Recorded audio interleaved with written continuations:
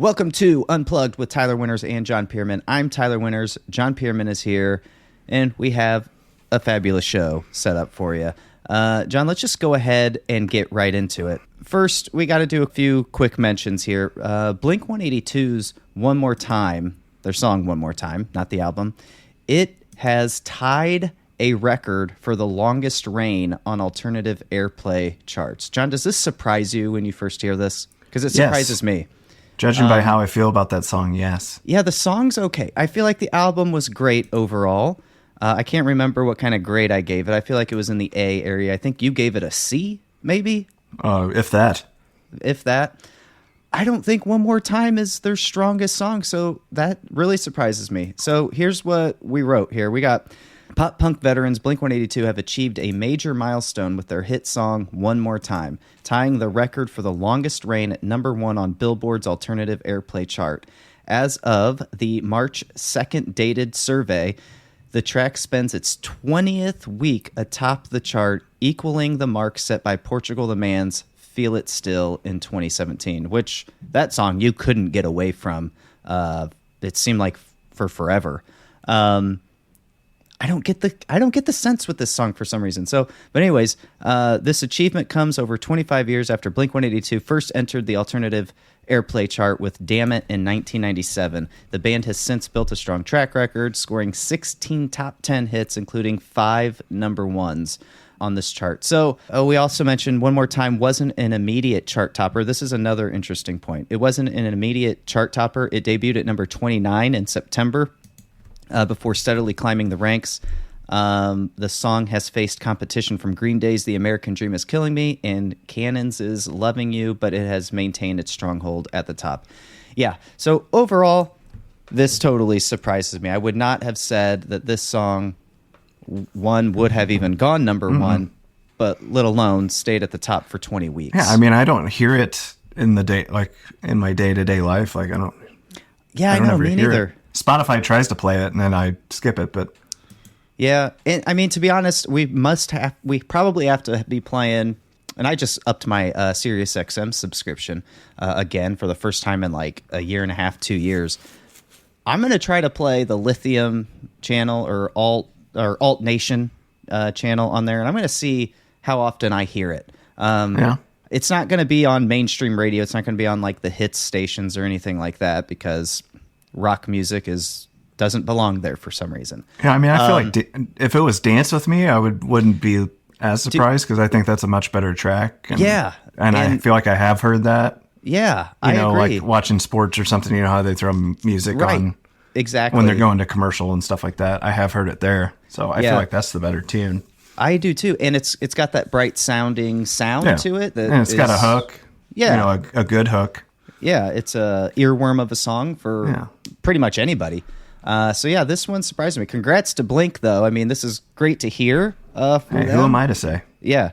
So yeah, I'm just a guy. I feel like I can hear hits. I know a hit when I hear one. I just don't hear one with this one. So this one does surprise me.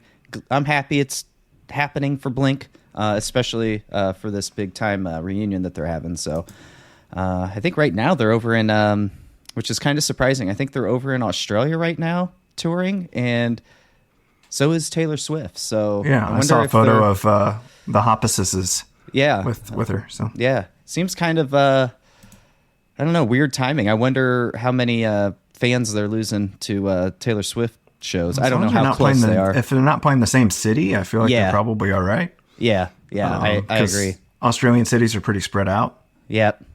I think I saw another image somewhere like on Instagram where I think Blink was actually at the Taylor Swift Eras Tour, so they're enjoying some T-Swift time. All right, so another quick mention.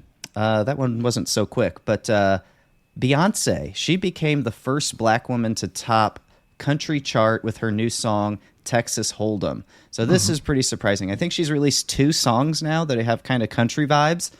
Seems like that's the direction she might be going with this new album. I think it's called Act 2. But what's interesting is this new song, Texas Hold'em, it dethroned a 20-week reign by Zach Bryan and Casey Musgraves' I Remember Everything. So it knocked a big-time competitor off the number one spot. Was it a couple weeks ago or maybe a week ago when we were talking about the Grammys, and Jay-Z came up and said his thing about Beyonce, having the most Grammys but never getting Album of the Year nod. I think this might put her in a position to get that coveted. Oh, you think she's coming for it, eh? I think so, man. And I don't know. I mean, I don't know how they grade an album for the Grammys, but I feel like she has to be given some credit. And of course, we haven't heard this new album yet. But if she is going to lean more country, she's been pop her whole life, and now she's going to, at her age, going into a whole new genre and owning it pretty much. Like, that's a big deal. So I think she's going to be in the conversation, assuming that the rest of the songs hold up. It is Beyonce, after all. She's right up there with Taylor Swift, arguably. So she's got some pull. It'll be interesting to kind of see what the sound of this album's going to have and like how well it's actually going to do. So it'll be interesting. Okay, so she released Texas Hold'em and then another song called 16 Carriages at the same time. Both tracks released alongside the announcement of her upcoming album Act 2 garnered impressive streaming and sales numbers, with Texas Hold'em alone pulling in 19.2 million streams and 39,000 sales. That's a lot of streams, dude. Mm-hmm. That's a lot. That's crazy. Yeah, I mean, it's all the buzz. It really is. So it'll be interesting to see what she does. I mean, for one, she's got that soul. I don't know if you've heard the song, but it has a little soul vibe. So it's like, it doesn't come off as unnatural or anything for her. I don't know. It seems right. So all of her fans, current fans, probably love the tune. But this sets her up to draw even more fans into the Beyonce world, I think, too. So it'll be interesting to see how this all plays out when it comes time for Grammys next year. Yeah, and I don't think it's necessarily a bad thing for country music either. It might bring new ears to country. So absolutely. And then plus, obviously, it's great for the Black community as well. So yeah, definitely worth mentioning. And then I want to bring up, before we go to our next piece of news, John, we have to follow up because we mentioned a few weeks ago the Smashing Pumpkins were looking for a new guitarist, and they received somewhere along the lines of like 10,000 resumes and videos. And one of us jokingly said that we feel like maybe this could be like a reality game show type thing. Well, a couple of weeks go by. So you think you can shred? So you think you could shred? Nice. Yeah. I ran across this article. Smashing Pumpkins' Billy Corgan gets reality show as NWA streams head to the CW. So we had mentioned at that time, I think you or I said, doesn't he own a wrestling league? Well, yes, it's called NWA, the National Wrestling Alliance. It's been around for forever. The National Wrestling Alliance has landed a major deal with the CW, bringing its wrestling programs and a brand new reality show starring Smashing Pumpkins frontman Billy Corgan to the network's free streaming platform. So remember, guys, John and I on this podcast, we sometimes manifest these ideas that we have, and they basically become a reality.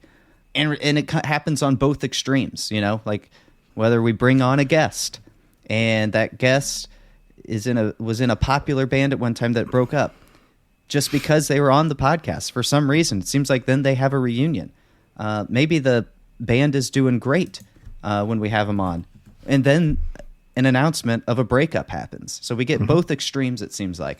We build them up and we tear them down. Yeah, we don't know what's going to happen. We, of course, want the best for everybody. But this is just another example of us manifesting something that we said. We mentioned Billy Corgan having a reality TV show. Of course, it was for the 10,000 applicants who are going to fight for the guitar player spot in Smashing Pumpkins. But regardless, there's going to be a fight. Billy Corgan's still getting a reality show. It may not be for the new guitarist, but it says we can expect glimpses into his day job, presumably referring to his musical career alongside his wrestling endeavors.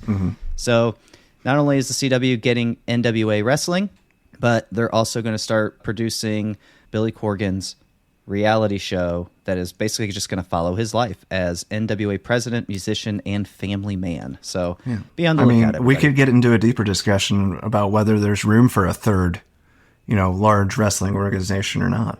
That's very true. Very true. I don't think that there is. I don't think there is either. And really, the WWE, they pretty much own TV, well, at least right now, own TV when it comes to wrestling, I feel like. And they're going to bury AEW within the next 5 years, I would think. I think so, too. I do, too. Neither one, to me, is very exciting. I try to watch it every once in a while. I think one is trending towards exciting, and it's not AEW, so... Correct. I totally agree. And I feel like AEW, I don't know, but I feel like AEW is probably overpaying wrestlers, and you can't be overpaying when you're not winning. There's no return. The cable race there. So we'll see. We'll see how that plays out. But I agree with you. I think it's just going to be WWE when it's all said and done. Maybe WWE buys out the NWA. Who knows? I don't know. I don't even know. I mean, that's usually that's the way it used to go anyway. Yep. All right. So, John, one other piece of news that I think we should mention before we move on to our main topic today, Live Nation.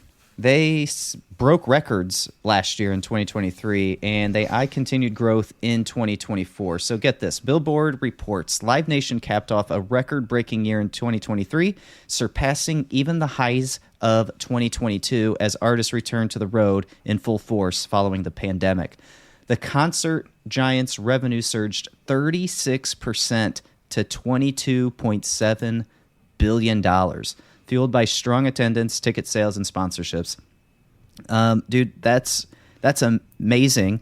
Mm-hmm. We do know, and we talked about it a lot. I think they can attribute this to, that... Excuse me. I think they can attribute this to... Yeah. I think they can attribute this to that dynamic pricing model that they had. Mm-hmm. That sort of just inflates ticket sales. When there's a high demand, ticket sales go up. When there's a low demand, ticket sales drop. I think that obviously had to have played a big role in these big increased numbers.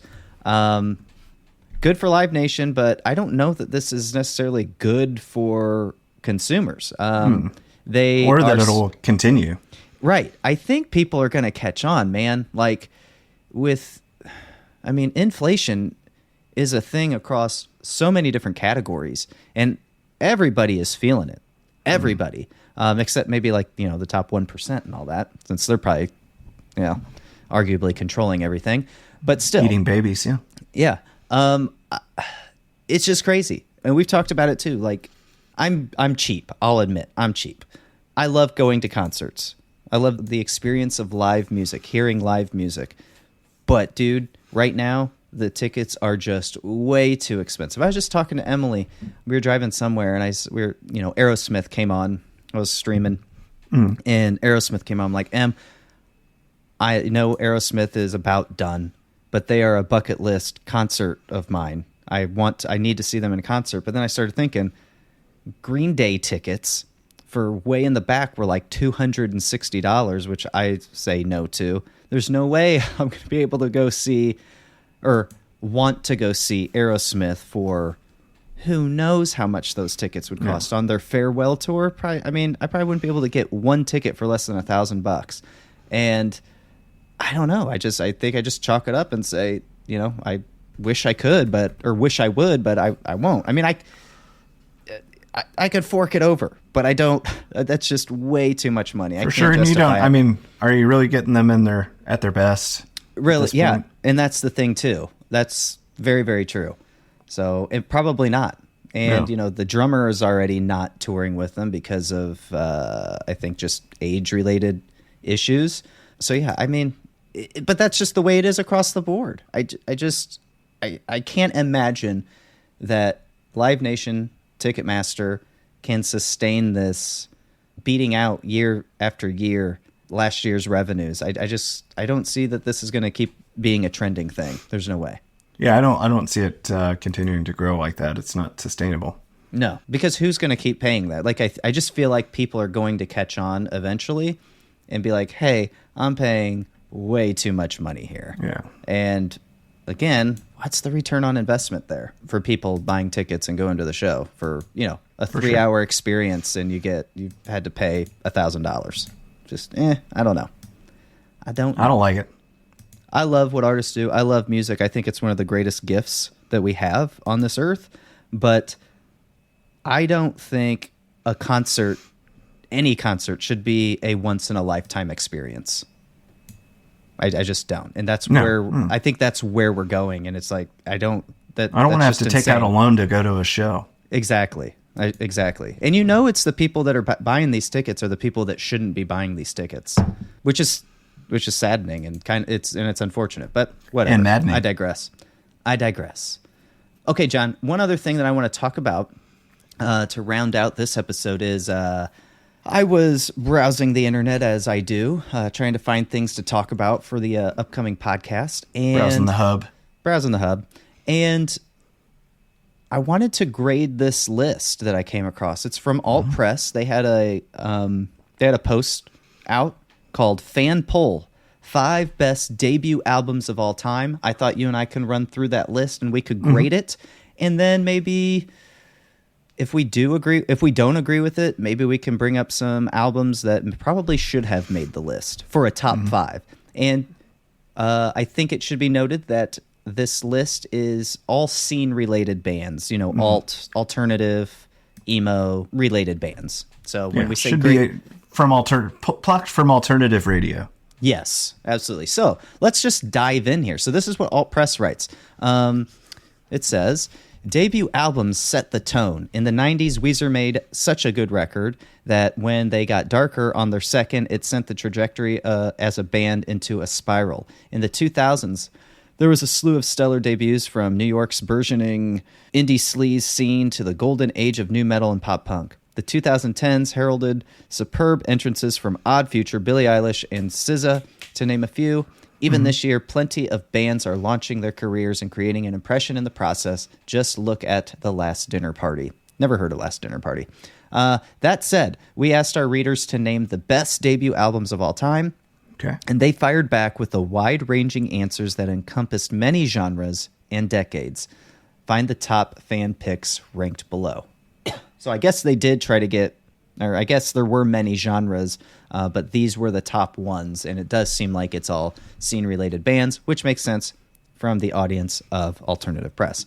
So at number 5, The Killers' Hot Fuss. Okay. Can't argue with that. I'm going to be honest. Okay. Can't argue with that. It's a good record. I have it.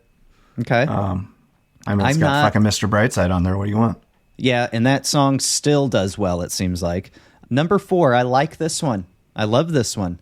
The Used, their self-titled album. Great. Banger. Great album, front to back. Never quite... I think their second album is quite good also, but they never really reached that level again to me. Yeah. Well, their second album, man, there's a lot about that first album that I love, but I really, really love that second album. What is that, In Loving Memory or something? What is it called? Yeah, it was a little bit nicer. Love and Death. The second one is a little bit sweeter in some ways. But the first album has its sweet moments too. So, but it also has some really dark shit in there. So In Love and Death was the album that we're talking about. But man, that song I love for that album. We got Take It Away, I Caught Fire, Let It Bleed, All That I've Got. I'm just going down the list here. Cut Up Angels, like this album, strong as well. So strong. It may make best sophomore album list. Oh, absolutely, hands down. Love that album. But yeah, their debut album was great. At number 3, we've got Avril Lavigne with Let Go. That one, get out of here. Yeah, I know you don't like that, but if you really think about it, man, you had Skater Boy, you had I'm With You, which was a really good ballad, Complicated. I mean, really, those songs alone were staples. Who would have thought to rhyme complicated and frustrated? Hey, she did it, though, and she succeeded doing jaded. so. Probably jaded. I'm sure it was. I'm sure it was in there. God damn it. I mean, I'm not a big fan.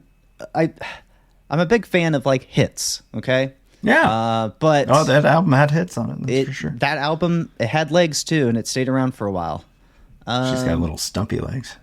Number 2 was My Chemical Romance with I brought you my bullets, you brought me your love. I don't think that's a good record. I don't. It sounds like just, as far as like on a production sense, it sounds like just garbage. And I don't think I don't think it's even close to their second record. I don't know why this is on the list. I personally, dude, like I've never got into My Chemical Romance. Yeah, they have some hits, and I love the hits. Yeah, I love great, the hits. yeah. But to me, and maybe this is when I started kind of getting into other things and moving away from the scene a little bit. So maybe I don't relate as much. But I would say My Chemical Romance to me seems a little overrated.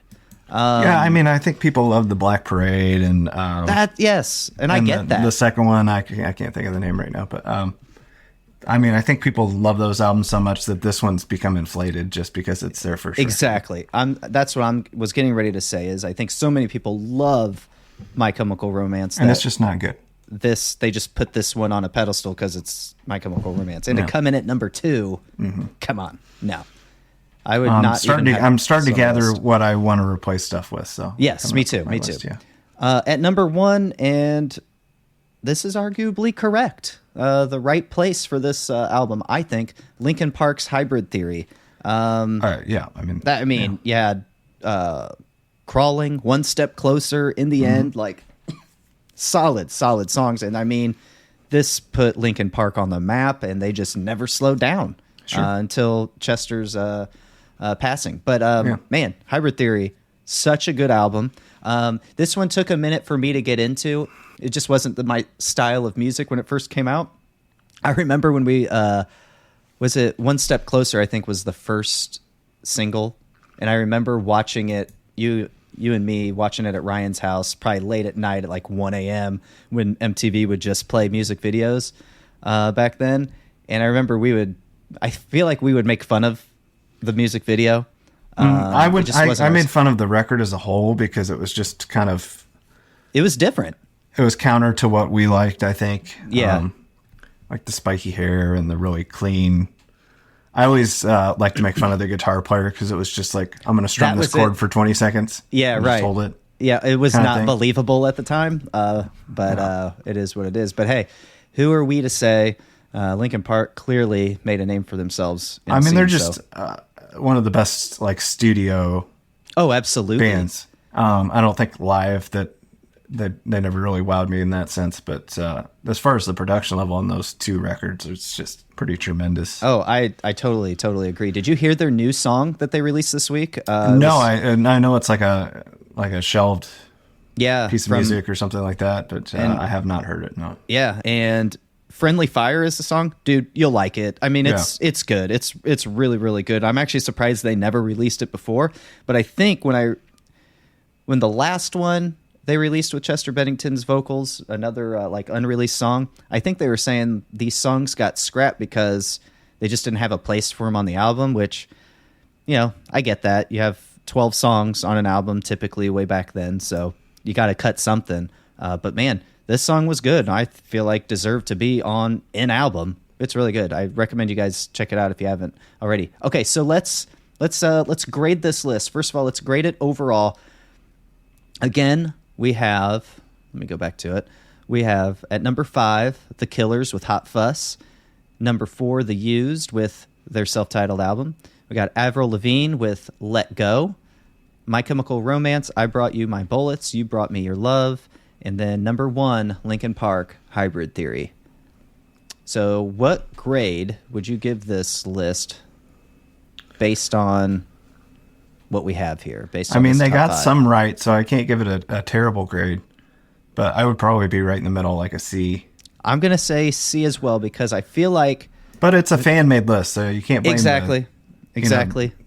You can't blame the website or news site, whatever it is. But not blaming Alt Press here, but I would say... I have some suggestions. Well, I'm going to say real quick, I'm going to give it a 3 out of 5 because I feel like there are 3 albums on here that well, I didn't know we were doing a star thing. I thought we were doing like a school grade. Well, but a 3 out of 5 would be a C, is what I'm getting at, right? Or no, would that be a D? An F. That would be a D, right? Because that's a 60%. So I guess I give it a D. Oh, all right. So there we go. A D minus, I guess. So there's up. that. So arguably there are 3 correct albums on here, I think. Arguably. Not to say that I would put those 3 on here. But all right, so what do you want to do? Or you want to take something off? We're taking Avril Lavigne off. Okay, and what are you going to add? You don't have to put these in order either, because that's just tough. I'm definitely adding. I know that this was probably left off just because of who it is, but Brand New, Your Favorite Weapon. I think and you say that because of the allegations brought against them back in the past. Okay. Yeah. And then I had another one in mind, and I'm lost. Take This to Your Grave. Where's that at? Yeah, I know. That one was one that I was thinking about. Like, how does that one not and get even on there? Panic at the Disco, that first Panic at the Disco record, that's a huge record, too. Yeah, that's a debut record. That was good. Whether I like it or not, besides the point. But I wonder, would you consider All Killer No Filler a debut album? Half Hour of Power was technically an EP, I think, right? Would that always felt like a full record to me. So okay. And again, that's one that would kind of fall into that My Chemical Romance, but I actually like it. But like sound wise, it's just just sounds. Yep. I don't want to say it sounds cheap, but you can just tell like the production level's not right. And that's no fault of them. It's just you do what you can afford it. Yep. At a point, but I think but definitely you feel like Take This to Your Grave would be. I think that definitely deserves to be, because Fall Out Boy is like a beloved band within the scene. They may not be beloved like now because their music has changed quite a bit since Take This to Your Grave. But I mean, I wrote down some albums here. I don't know that they necessarily make the list, but I did have Fall Out Boy, Take This to Your Grave. What about the starting line? Say It Like You Mean It. I don't know that it makes this list, but man, what a great debut album. Yeah, that's a great debut record too. I mean, that's a 10 out of 10 for debut albums. It just didn't get the commercial success. Phoenix TX, their debut album was great. Love that. One that could potentially should have maybe made the list. It would definitely land in the top 10. And I know you're not going to agree with this, but Simple Plan's No Pad, No Helmets, Just Balls. I mean, there were a lot of hits on that album. It was a great debut record, and that album made them. I mean, they had a great career, still do, off of that record alone. So I do have Finch's What It Is to Burn. Oh, that's a good one too. Yeah, I didn't think about that. And I mean, you could say I think that they made note that Weezer doesn't qualify or something, but that would be on there for me too. But that's just a great record. I'm not a big Weezer fan, but I would agree that should make the list. Maybe a top 10 list, maybe not top 5. But I know Cartel's Chroma, wasn't that their debut album? As far as I know. That's also the first album. Thursday record, really good. Taking Back Sunday's first record, also really good too. Yep. Those are 2 I would throw out there as options also. But. Yeah. And I don't know, I noted it, Nirvana's Bleach, but then also that might be kind of put on a pedestal because Nevermind came out after it. I think without Nevermind. It is a good record though too.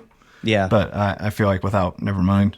But yeah. I mean, when you're going like best debut albums of all time, that's a different kind of list. Right, exactly. You're not just pulling from that alternative. You almost want to add Green Day, 1039 whatever. Again, that one just suffers because of sonically, and then song quality is not that great throughout. Right, but there's some cool songs on there, but it's not.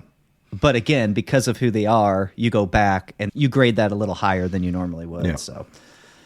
So yeah, I'd give the fan poll results I give it a D, I think, and you're gonna give it a C. I thought of the other one I was thinking of. The fucking Strokes first record's great. Oh, I forget about the Strokes. Yeah. Is This It? It's about 29 minutes. Ooh, perfect. Every song's great.